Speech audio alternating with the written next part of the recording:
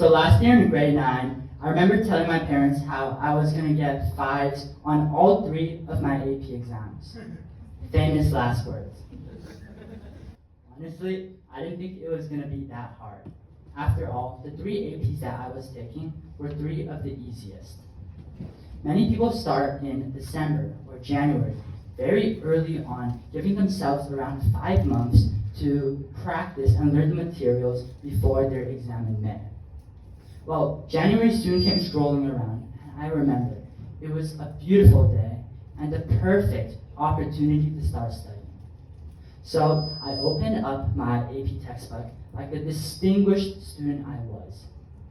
Then I closed it back up and went back to playing video games. It wouldn't be until mid-April I basically forced myself to start studying. But by then, time was very low, especially considering how I had 3 APs as a grade 9 student. I was very stressed to say the least. If there was secretly a spy camera in my room during that period, which I hope there isn't, then you could probably tell just by one glance how stressed I was. After all, I didn't want to disappoint the expectations put onto me. And so, I did the only thing I could. I studied for multiple hours per day for the next 3 weeks. But ultimately, 3 weeks of cramming cannot match months of hard work. And I learned this the hard way. I had to give up 1 AP, and for my other 2 APs, I barely went through the materials and had close to 0 practice. So, comes test day. The proctor tells us to begin our exams. Usually, I wouldn't consider myself religious, but I sure was praying hard that day. I opened up my test, and I was shocked as soon as I saw the first question and knew that I was screwed. I flipped through the test, and my heart sank as I saw question followed by question that I did not review for. But this is a perfect example of how my life is. Now, let me explain. Of course, I don't have APs every single year since I was born, so this example doesn't really summarize my life fully. However, it does show how much I procrastinate, even as a high school student with a lot of work. It's really funny how, even though I suffered so much from procrastination while growing up, I continue to do it time and time and time again. It's crazy how, even though I suffered so much when I was little, while I was growing up, even now, I still continue to do it. It almost feels like a toxic relationship, where I give up everything I have, knowing that my feelings are not reciprocated. It all started when I was young. Since I was grade 2, I was proclaimed a genius. How? One time, I saw my brother stuck on a grade 7 math problem. And I was curious because I saw him thinking really hard.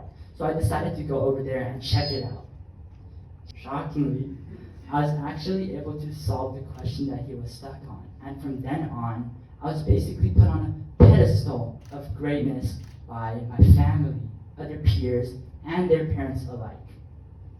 It was great, don't get me wrong, being acknowledged as a quote-unquote genius. However, as I grew, I regularly did not need to study for anything and could still get away with top grades. It's kind of funny how, even though I didn't need to study at all, I could usually get away with extendings, A's, 98%, and overall, I had very bad study habits while growing up, and this significantly impacted me when I had to do harder courses. So, however, procrastination isn't the only parasite eating away at me. That other bug is unrealistic expectations. Ever since I was little, I was compared to my brother a lot for being smarter. But this comparison completely flipped 180 degrees when he was admitted into the University of Pennsylvania, which is an Ivy League school. My parents concluded how, as a student who was less academically gifted than I was, it was only natural that I get into an Ivy League as well.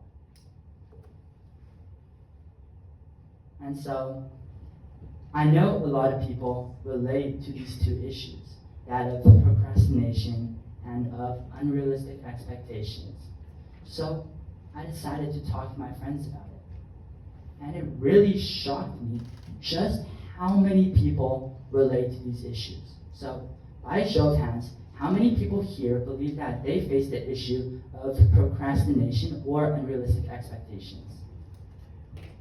Exactly. Just take a look around you and you'll see many people have raised their hands. And it is true. And that is exactly what I noticed with my friends.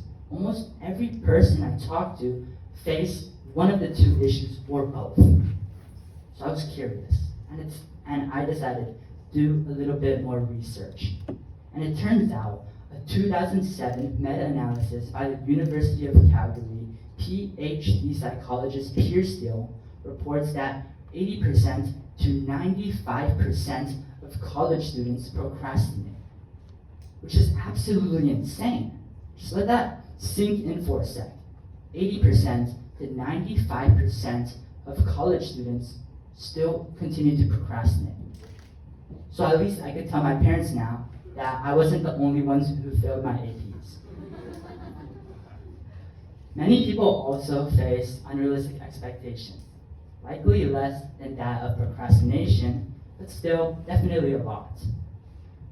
One thing I wanted to highlight is how there are many ways that people can suffer from procrastination or unrealistic expectations. Personally, I have unrealistic expectations from my parents, but it is also equally as likely to have these same issues from friends, from teachers, and from social media. Back in elementary school, I had a classmate who was very smart and always consistently did well on tests. Everybody knew that he was talented, but there was this pressure on him to keep on doing well time and time again. Once when he did poorly on a test, everybody teased him about it, and although they were joking, he took it seriously. And this pressure got to him, and it just really changed him. It is a fact that unrealistic expectations can overwhelm someone very easily. And it can happen in everyday life, from when you're scrolling on social media and see someone with a great physique, like me, to when your teacher asks if everything is all right at home just from a few more errors than normal on a test. A lot of people face the issue of procrastination or unrealistic expectations and are affected by it negatively every day. However, there's one significant thing that makes this issue so much more worse. People who do not face these issues tell you to just get over it. Well, if I could suddenly fix these problems plaguing me for many years with just a snap of my finger, I would be the happiest man and probably not be standing here in front of you today. However, it is not that simple. As the saying goes, old habits die hard. And that is very true. I grew up with poor study habits while feeding off my talents and have faced the consequences for it for a long time and therefore find it very difficult to change. So, what are my solutions then? Well, to be honest, I haven't fully fixed these issues yet, and I don't think I'll ever be able to, so just wait, don't leave yet. Because although I haven't fully fixed these issues, I have improved significantly. So here are 3 tips that have helped me that also might be able to help you. Firstly, the tip that I can proudly say has helped me the most is setting a reward system. Doing work, then rewarding yourself with a treat, a break, whatever you see fit is a great incentive to get work done. Knowing that after your period of studying, you'll be able to eat an ice cream or play some video games will allow you to be fully focused during your work, leading to less procrastination and greater results. Personally, 1 hour of work followed by 10 minutes of studying works for me, but it might not work for you. So play with it and adjust it based off your own needs. For example, if you have trouble focusing for long periods of time, it is completely okay to start with 20 minutes of work followed by 10 minutes of break and build yourself up from there. My second tip that has also helped me a lot is to focus on progress rather than perfection. It is very difficult to perfect something on that very first try. So don't wait for any opportunity to come. Don't wait for that perfect opportunity and just start. It doesn't matter if you're sick or if you're injured. And it is okay to fail. But the most important thing is you start and you keep on going. A lot of people get stuck on that very first step, starting. But as soon as you start, as soon as you get that ball rolling, it is so much easier to continue. And for my final tip, it is to, when you hear someone else's achievement, don't be sad and compare yourself to them, but rather use it as motivation to boost yourself forward.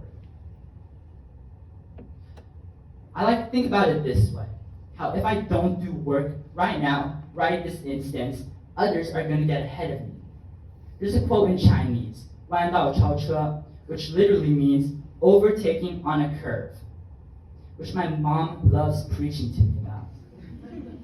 However, it is kind of true. Think of life as a race. Sometimes you might be ahead, sometimes you might be behind. However, take any opportunity to do better, especially when it's dangerous on that curve. At the end of the day, procrastination and unrealistic expectations are two burdens that many people deal with, and it's very difficult to overcome, but not impossible. Remember, there are millions, if not billions of people all across the world who face these same issues. Implementing strategies can prove to be effective, but you have to be willing to take that very first step and continue. So start the day by forcing yourself to do something productive. Set a reward system. Focus on progress and not perfection, and make sure to keep motivated. And so I want to end this speech off with a quote. Winston Churchill once said, "Success is not final. Failure is not fatal. It is the courage to continue that counts." Thank you.